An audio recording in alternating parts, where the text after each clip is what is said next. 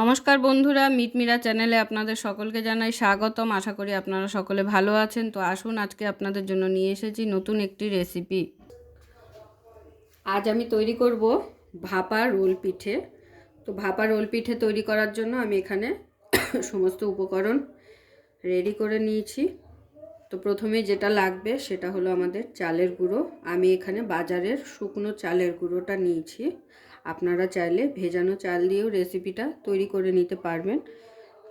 আর লাগছে আমাদের নারকেল। তো আমি নারকেলটাকে আগে থেকে কুড়িয়ে রেডি করে নিয়েছি। তো এখানে আমি 2টো নারকেল দিয়েছি। আর চালের গুঁড়ো আছে 3 কাপ। আর এখানে গুড় আছে 1.5 কাপের মতো। এটা হচ্ছে খেজুরের গুড়। তাহলে চলুন রেসিপিটি শুরু করছি। প্রথমে পুরটা রেডি করে নেব। তো প্রথমে পুরটা রেডি করার জন্য আমি এখানে বসিয়ে দিয়েছি কড়াই। এবারে কড়াইতে দিয়ে দেব গুড়। গুড় কিন্তু গরমের তাতে গলে যায়। তো গুড়টাকে হালকা প্রথমে দিয়ে হালকা একটু গালিয়ে নিচ্ছি। এরপরে আমি নারকেলটা অ্যাড করব। দেখুন, দেখে বুঝতেই পারছেন গুড়টা আস্তে আস্তে গলে যাচ্ছে।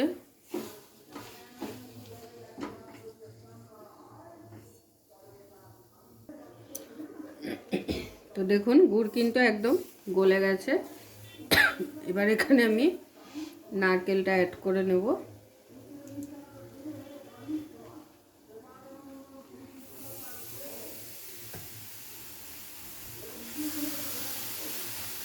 নারকেলটা যখন গুড়ের সাথে মিশে যাবে তখন কিন্তু নারকেল থেকেও একটু জল ছাড়বে।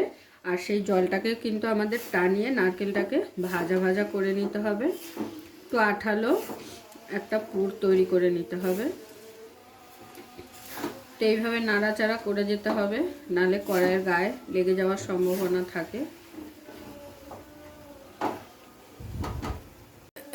তো দেখুন আমার নারকেলের পুর তাহলে একদম রেডি হয়ে গেছে, আঠালো ভাব এসে গেছে। এবার আমি এটাকে নাবিয়ে নেব।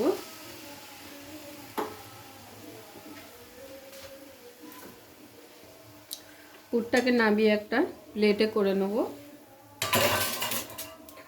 আর এখানে আরও একটি কড়াই বসিয়ে দেব। এবার ডোটা তৈরি করার জন্য আরও একটি কড়াই বসিয়ে দিলাম। কড়াইতে দিয়ে দেবো জল। তো আমি এই কাপটা মেপে, যেহেতু চালের গুঁড়োটা নিয়েছি 3 কাপ, তো এই কাপ মেপে জল দেবো। 1.5 কাপ চালের গুঁড়োর জন্য 2 কাপ করে। তো সেক্ষেত্রে আমি 4 কাপ জল দিয়ে দেবো।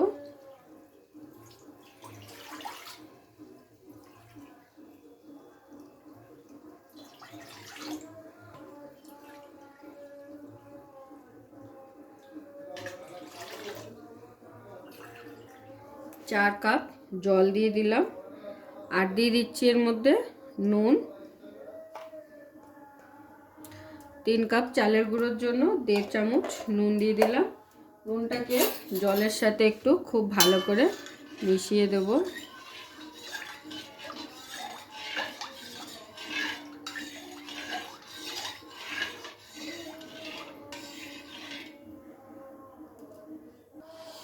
তো দেখুন নুন দিয়ে জলটা বসানোর পরে যখন দেখবেন জলটা এরকম বলক ওঠা শুরু করেছে, মানে বুলবুলি উঠে গেছে, তখন কিন্তু এর মধ্যে চালের গুঁড়োটা অ্যাড করে দিতে হবে।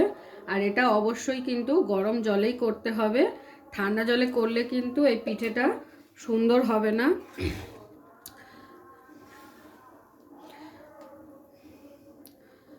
এবারে আমি 2 মিনিটের জন্য একটু ঢাকা দিয়ে রাখবো, তারপরে মিলিয়ে দেব। এটা করে কি হবে, খুব ভালো করে সিদ্ধ হয়ে যাবে চালের গুঁড়োটা। 2 থেকে 3 মিনিট ঢাকা দিয়ে রাখবো। আর এই সময় গ্যাসের ফ্লেমটাকে লো টু মিডিয়ামে রাখবো, খুব হাইতে রাখবো না। 2 থেকে 3 মিনিট হয়ে গেছে, আমি ঢাকা দিয়ে রেখেছিলাম। এবারে ঢাকনাটা খুলে খুব ভালো করে মিশিয়ে নেব।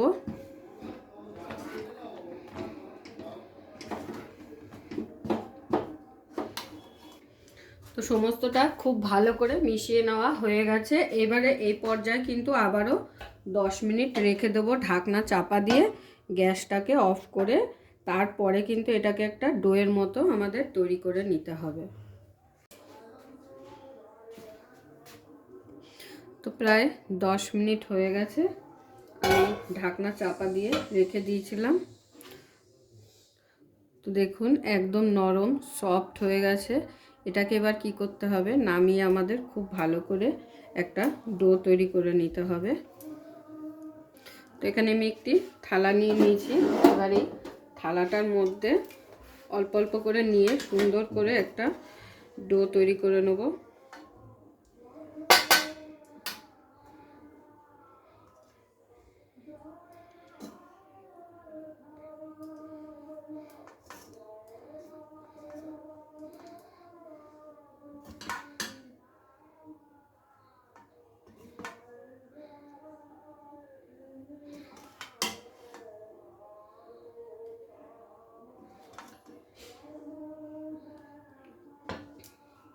যেহেতু পরিমাণটা অনেকটাই বেশি, তো সেই জন্য দুবারে ডোটা তৈরি করব।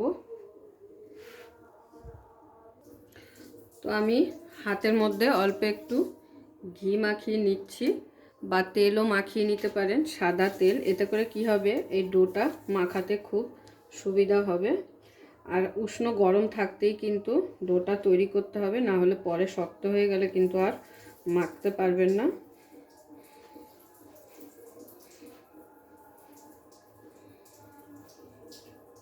তো দেখুন খুব সুন্দর কিন্তু একটা ডো তৈরি করে ফেলেছি। এবারে এটাকে দুটো ভাগ করে নিয়ে খুব ভালো করে একটু এই রুটির চাকির মধ্যে করে একটু হাত দিয়ে এইভাবে আটার মতো, আটা যেইভাবে মাখা হয় সেইভাবে খুব ভালো করে মেখে নিতে হবে। এতে করে কি হবে, আপনার পিঠাটা কিন্তু ফাটবে না। আর চালের গুঁড়োটা যেহেতু সিদ্ধ করে নিয়েছি, তো সেক্ষেত্রে কিন্তু একদমই ফাটবে না। এইভাবে সিদ্ধ করে তারপরে যদি এই পিঠেটা তৈরি করেন, এইভাবে কিন্তু কুলি পিঠেও তৈরি হয়, নকশা কুলি পিঠে, সেটাও কিন্তু খেতে অসাধারণ লাগে। তো দেখুন এত সুন্দর করে আর সফট করে এইভাবে ডোলে ভালো করে মেখে নিলাম।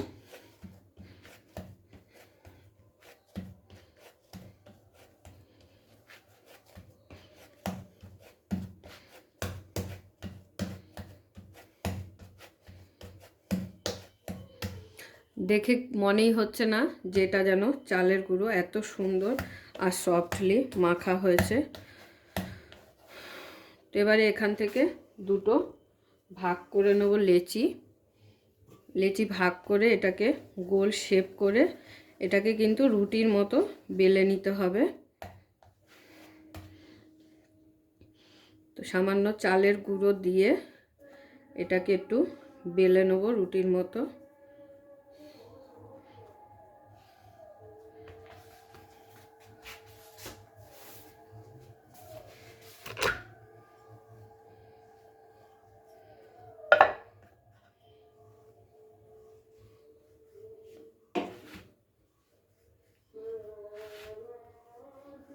এটাকে এবার একটা চারকোনা শেপ দেব।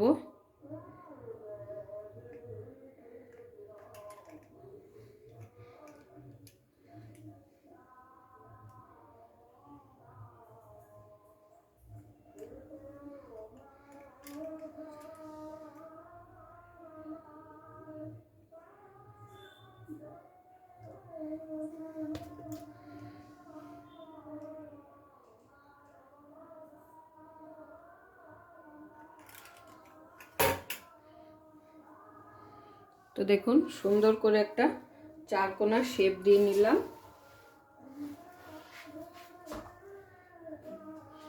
এরপরে যে নারকেলের পুরটা রেডি করেছিলাম সেটাকে এর মধ্যে দিয়ে নেব।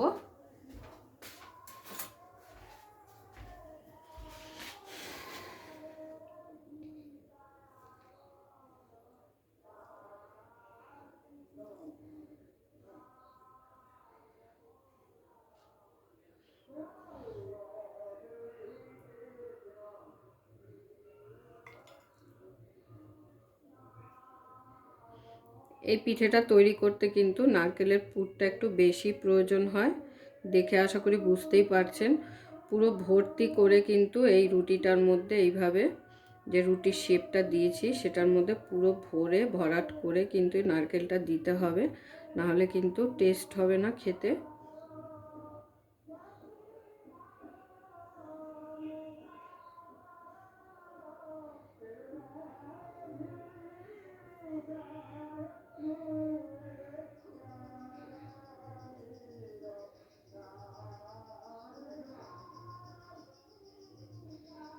তো একটা আমার কিন্তু রেডি।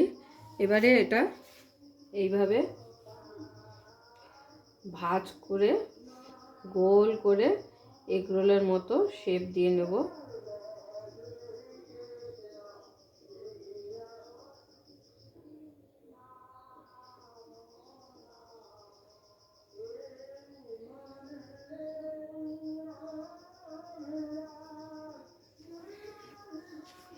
একটু এইভাবে চেপে দিচ্ছি হাত দিয়ে। তো এইভাবে সমস্তগুলোকে আমি আগে রেডি করে নেব। তো দেখুন আমি কিন্তু এখানে 3টে এরকম তৈরি করে নিয়েছি। মনে করবেন না এটা 3টে গোটা হবে, এটা থেকে কিন্তু অনেকগুলো পিঠে তৈরি হয়ে যাবে আপনাদের। তো এইবারে এটাকে ভাপিয়ে নেওয়ার পালা। তো চলুন এবার এটাকে ভাপিয়ে নেব।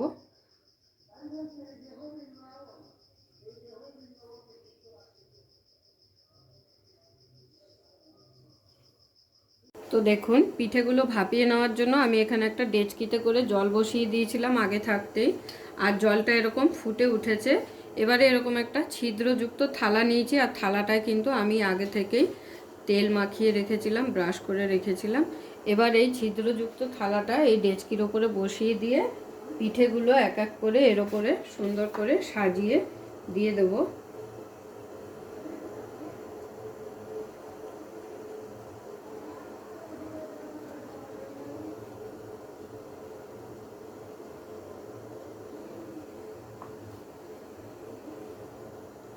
তো 3টে পিঠে কিন্তু আমার একসাথেই ধরে গেল। আর ওপর দিয়ে এইভাবে ঢাকনা চাপা দিয়ে 10 মিনিট এরকম ফুটিয়ে নেব, তাহলে কিন্তু আপনাদের পিঠে একদম রেডি হয়ে যাবে। আর দেখতেই পাবেন এই 3টে পিঠে থেকে কতগুলো পিঠে তৈরি হয়ে যাবে। তো প্রায় 10 মিনিট হয়ে গেছে আমি ঢাকনা চাপা দিয়ে পিঠেগুলোকে রান্না করে নিয়েছি। এবারে এগুলোকে একটা একটা করে নাবিয়ে নেব।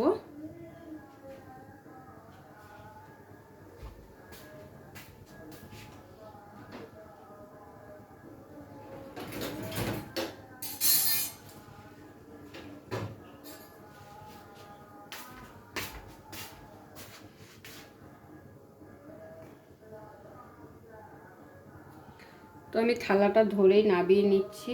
একটু ঠান্ডা হলে তারপরে কিন্তু এগুলোকে তুলে কেটে নেব। তো দেখুন আমি হালকা ঠান্ডা করে নিয়েছি। এবারে এগুলোকে আমি তুলে একটা কেটে আপনাদের দেখিয়ে দেব। পুরোপুরি ঠান্ডা হয়ে গেলে কিন্তু তখন আবার কাটতে প্রবলেম হয়ে যাবে।